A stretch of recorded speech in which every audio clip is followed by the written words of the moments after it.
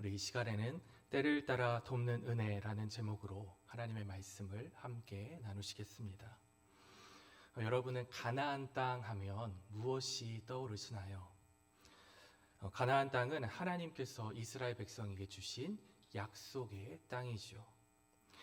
또 가나안 땅을 떠올리면 항상 떠오르는 표현이 한 가지 있습니다. 바로 젖과 꿀이 흐르는 가나안 땅입니다. 이 젖과 꿀이 흐른다는 것은 무엇을 의미할까요?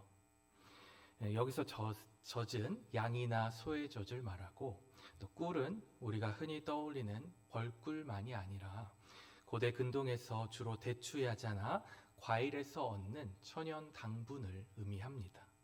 즉, 목축이 잘 되고 농업적으로 풍요로운 그러한 땅을 말합니다. 그런데 여러분, 가나안 땅이 정말로 그러했을까요? 사실 가나안 땅은 이 지형과 기후를 보면 목축이나 농업이 저절로 잘 되는 땅은 아니었습니다. 오히려 땅이 비옥한 것으로 따지면 애굽 땅이 더 비옥했죠. 애굽에는 여러분 무엇이 있습니까? 나일강이 있습니다. 나일강은 해마다 범람을 했는데 그 물이 흘러 넘치면서 땅을 비옥하게 했습니다. 또 이 범람하는 주기가 아무 때나 범람하는 게 아니라 주기가 정해져 있었기 때문에 그 주기에 따라 계획해서 농사를 지을 수 있었고, 그렇기 때문에 비옥함이 보장된 풍성한 수확을 얻을 수 있는 그러한 땅이었죠. 그렇다면 가나안 땅은 어떠했을까요? 가나안 땅에는 나일강과 같은 큰 강이 없었습니다. 그러면 농사를 지으려면 물이 반드시 필요한데 물을 어디서 구하느냐? 하늘에서 비가 내려야 되는 것이죠. 이 현대에 아무리 물을 끌어다 쓰는 시스템이 잘 발달했다고 해도 비가 오랫동안 오지 않으면 땅이 가물어 버려서 농사에 어려움을 겪는 것을 우리는 보게 됩니다. 하물며 이 인공적인 기술도 없었던 고대 사회에서는 나일강처럼 수원이 없는 가나안 땅은 정말로 하늘밖에 의지할 수밖에 없는 그러한 땅인 것이죠. 하나님이 때에 맞게 비를 주시고 또 바람을 주셔야만이 살아갈 수 있는 그러한 땅이었습니다. 그러면 왜 젖과 꿀이 흐른다 이렇게 표현하고 있느냐? 기후와 지형적으로 풍요로운 땅이 아니라 하나님께서 함께 하실 때 그 관계 속에서 풍성하게 주시는 그 은혜를 가리키고 있는 것이죠. 이 가나안 땅에서 하나님이 어떻게 은혜를 주셨는지 우리가 구체적으로 살펴보면, 먼저 앞에서 언급했듯이 이 가나안 땅은 애굽 땅과는 다른 땅입니다. 오늘 말씀은 가나안 땅에 대해서 이렇게 설명하고 있습니다. 우리 12절 말씀 함께 읽어보겠습니다. 내 하나님 여호와께서 돌보아 주시는 땅이라, 연초부터 연말까지 내 하나님 여호와의 눈이 항상 그 위에 있느니라. 아멘. 여러분, 애굽은 어떻다고 말씀드렸죠? 이 나일강이 있어서 풍요로운 땅이었지만 10절의 말씀에 설명하듯이 사람의 수고가 있어야 하는 그러한 땅입니다. 그러나 가나안은 달랐습니다. 가나안은 하나님의 눈이 지키시며 보호해 주시는 그러한 땅이었습니다. 즉, 하나님이 때를 따라 돕는 은혜를 주시는 그러한 땅인 것이죠. 하나님의 눈길이 떠나지 않고 그 땅과 또 이스라엘 백성들을 바라보고 계시기 때문에 비와 바람이 저절로 때를 따라 공급되는 그러한 땅이었어요. 이 농사를 지어보신 분들은 아시겠지만 내가 아무리 물을 계속 뿌려도 날씨가 가물고 비가 안 오면 금방 땅이 말라버립니다. 그런데 비가 잠깐이라도 내리잖아요. 그럼 금방 또 땅이 촉촉해집니다. 근데 또 비가 또 너무 많이 오면 어떻게 됩니까? 다 썩어버립니다. 이 한국에 여름에 태풍이 한번 왔다 간 뒤에 시골에 가보면 이 논에 심어둔 벼가 익기도 전에 다 쓰러져 버려서 낭패를 당하는 것을 보게 됩니다.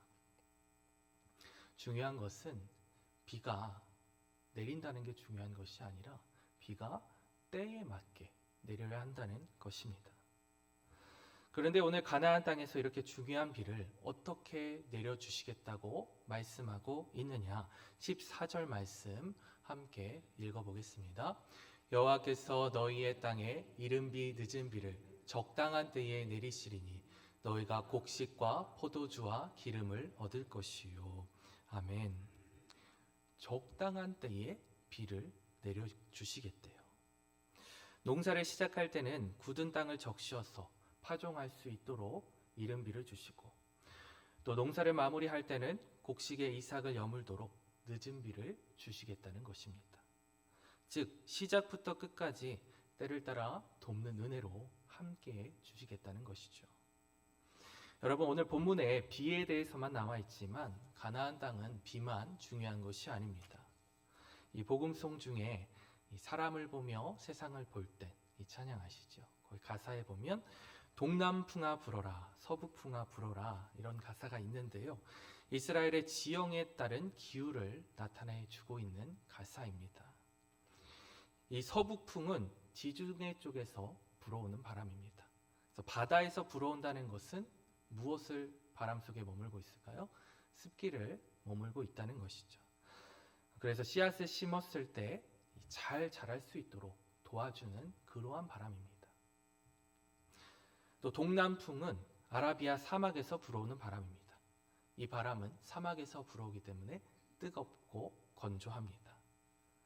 그런데 곡식이 익으려면 우리가 한국을 기준으로 생각해 보면 가을에 햇살이 뜨겁고 이 바람이 건조해야 이 곡식이 잘 익지 않습니까? 저희 아버지께서 충청북도 감곡이라는 곳에서 목회를 하신 적이 있는데요. 거기는 뭐가 유명하냐? 전국에서 복숭아가 가장 유명한 곳입니다. 그래서 많은 분들이 복숭아 농사를 지으세요. 그래서 교회를 다니지 않아도 목사님 한번 드셔보시라고 복숭아를 가져오시곤 했습니다. 그래서 복숭아를 정말 많이 먹었는데요. 근데 복숭아가 당도가 높고 맛있으려면 어떻게 해야 될까요? 해가 뜨거워야 합니다. 어떨 때는 복숭아를 딱 먹었는데 복숭아가 달지 않고 쓴맛이 날 때가 있어요. 그럴 때는 복숭아가 익어야 할 때 이 비가 내려서 당도가 다 빠져버린 거예요. 근데 모든 농사가 마찬가지입니다. 씨앗이나 이 모종을 심었을 때 필요한 날씨가 있고 또 곡식이 익을 때 필요한 날씨가 있는 것이죠. 그런데 가나안 땅은 때에 맞는 비도 또 때에 맞는 바람도 하나님께서 책임지시고 때에 따라 돕는 은혜로 부어주시는 땅이라는 것입니다. 겉으로 보기엔 애굽이 훨씬 좋은 땅 같아 보입니다.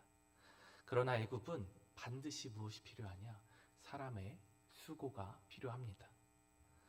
그런데 가나안은 어떻습니까?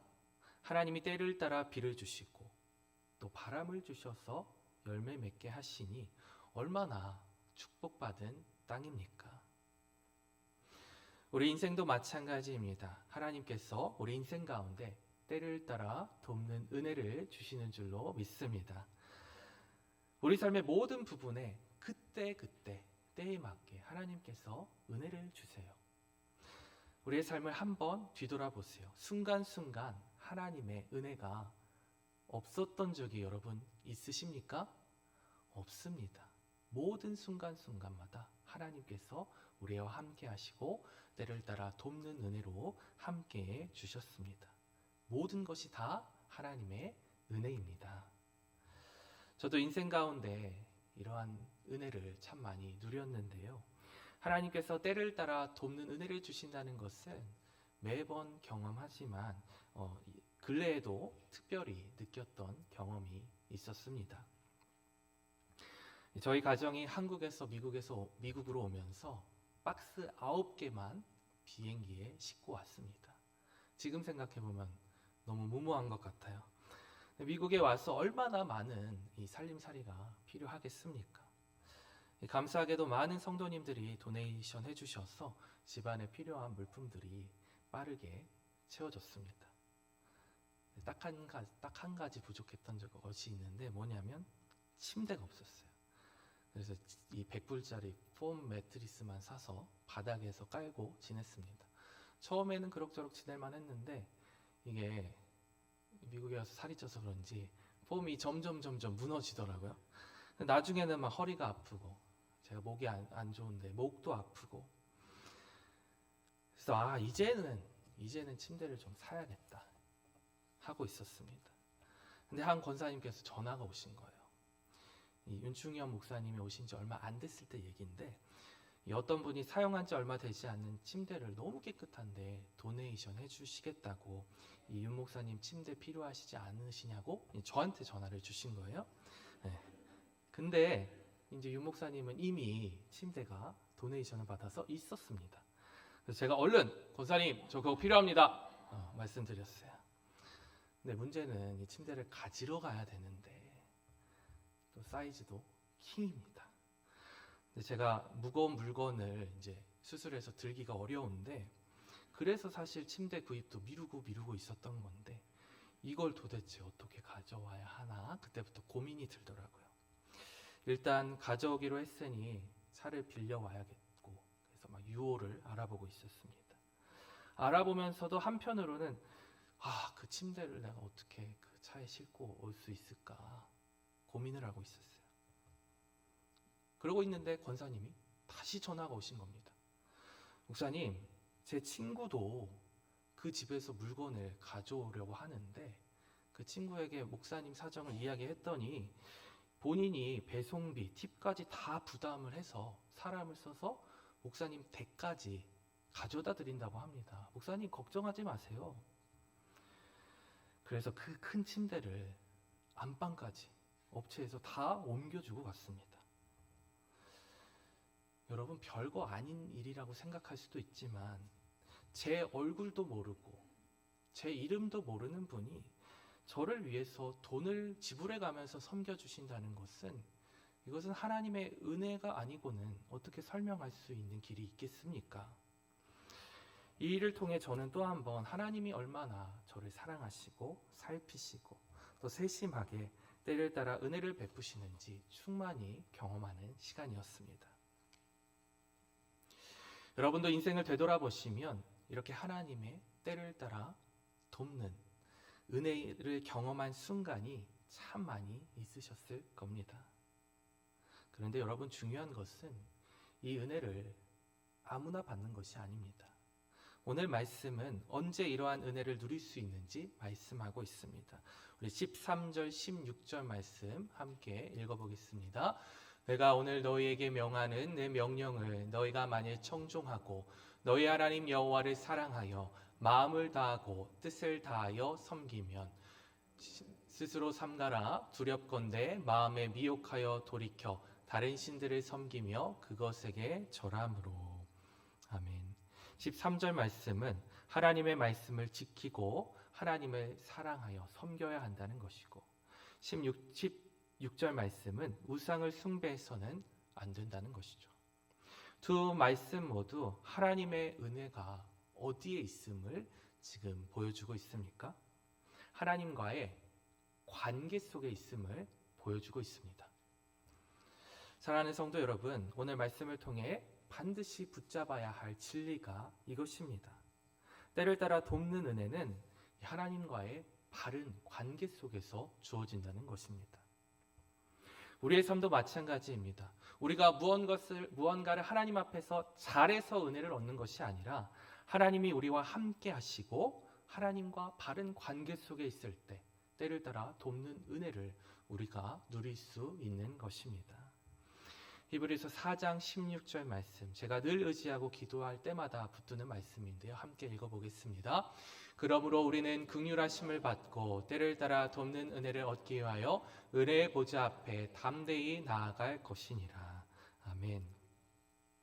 때를 따라 돕는 은혜는 우리가 뭔가를 잘해서 얻는 행위의 대가가 절대 아닙니다. 하나님과의 관계 속에 거하는 자에게 또 하나님 앞에 나아가는 자에게 주어지는 은혜인 줄 믿습니다. 여러분, 무엇이 은혜의 보좌 앞에 나아가는 것입니까? 하나님 앞에 기도함으로 나아가서 하나님을 의지하고 나의 모든 것을 맡기는 것이 은혜의 보좌 앞에 나아가는 것입니다. 그때에 우리의 노력이 아니라 하나님께서 우리의 필요를 아시고 우리의 연약함에 긍휼을 베풀어 주시고 또 가장 적절한 때에 은혜를 부어 주실 것입니다. 우리의 삶은 마치 가나안 땅과 같습니다. 우리가 아무리 열심히 노력하고 수고해도 하늘에서 비를 주시지 않으면 열매를 맺을 수 없습니다. 세상은 애굽 땅처럼 노력하고 애쓰면 많은 것을 얻을 수 있다고 말합니다. 그러나 우리는 오직 하나님과의 관계 속에서 하나님께서 주시는 은혜로만이 살 수 있음을 반드시 기억해야 합니다. 사랑하는 성도 여러분, 때로는 우리는 삶의 문제에 부딪힐 때 우리의 힘으로 해결하려 하다가 우리의 한계에 부딪히고 넘어지기도 합니다. 직장과 가정과 자녀와 건강 등 다양한 어려움 앞에서 우리의 지혜와 능력은 반드시 한계를 드러내기 마련입니다. 그때 우리가 기억해야 할 것은 바로 은혜의 보좌가 우리 앞에 열려 있다는 것입니다. 고난과 좌절의 순간이 찾아올 때 낙심하지 마십시오. 눈물로 기도하고 무릎 꿇고 간구하며 하나님과의 관계를 회복하십시오. 주님은 우리를 외면하지 않으시고 우리의 기도를 들으시고 가장 필요한 때에 가장 좋은 것으로 채워주실 줄 믿습니다. 그러므로 중요한 것은 내가 무엇을 행했느냐 하는 것이 아니라 내가 하나님과의 관계 속에 올바르게 머물고 있느냐, 내가 은혜의 보좌 앞에 나아가고 있느냐 하는 것입니다. 오늘도 때를 따라 돕는 은혜를 공급해 주시는 이 하나님의 시선이 우리를 향하고 있음을 기억하며 은혜의 보좌 앞에 담대히 나아가 은혜를 얻는 저와 여러분들 되시기를 주님의 이름으로 축복합니다. 마지막으로 우리가 또 한 가지 기억할 것은 그 은혜를 잊지 않고 우리가 감사하는 삶을 살아야 한다는 것입니다. 하나님께서 주시는 은혜가 너무나도 당연하게 여겨질 때가 많이 있습니다. 오늘 아침 우리가 눈을 뜨고 새롭게 하루를 시작할 수 있었던 것도, 또 이 자리에 나와 하나님 앞에 예배할 수 있는 것도, 사랑하는 가족들과 함께 할 수 있는 것도, 또 일용할 양식을 얻을 수 있는 것도, 모든 것이 다 하나님의 은혜입니다. 하지만 우리는 이러한 은혜를 너무 쉽게 잊어버리고 불평할 때가 많이 있습니다. 이스라엘 백성들이 그랬죠. 그들은 하나님의 은혜로 가나안 땅에 들어갔지만 그 땅에서 얻는 풍요가 하나님께서 주신 은혜임을 망각하고 잊어버렸습니다. 결국 그들은 하나님을 떠나 우상을 섬기기 시작했고 하나님의 눈길이 그들을 떠나면서 가뭄과 기근을 겪게 되고 결국은 나라가 망하게 되는 그러한 비참한 일을 겪게 됩니다. 하나님과의 관계는 일방적인 것이 아닙니다. 하나님께서 은혜를 주시면 우리는 감사함으로 응답해야 합니다. 받은 은혜에 우리가 감사함으로 주님 앞에 나아갈 때에 하나님은 더 큰 은혜로 우리의 삶을 채워주실 줄 믿습니다. 사랑하는 성도 여러분, 우리의 삶은 애굽처럼 내가 수고한 만큼 얻는 것이 아니라 가나안처럼 하나님께서 눈길로 돌보시며 때를 따라 돕는 은혜를 부어주셔야만이 살 수 있습니다. 그러므로 우리는 하나님과의 바른 관계 속에서 은혜의 보좌 앞에 담대히 나아가야 합니다. 그때 하나님은 우리의 필요를 아시고 가장 적절한 때에 가장 좋은 것으로 우리에게 은혜 베풀어 주실 것입니다. 또한 우리는 지금까지 우리 삶에 부어주신 은혜를 잊지 않고 감사함으로 하나님께 응답해야 합니다. 오늘 말씀을 기억하며 오늘도 내일도 하나님과의 관계 안에서 은혜를 구하며 받은 은혜에 감사함으로 살아가므로 때를 따라 돕는 은혜를 풍성히 받아 누리는 저와 여러분들이 되시기를 주님의 이름으로 축복합니다.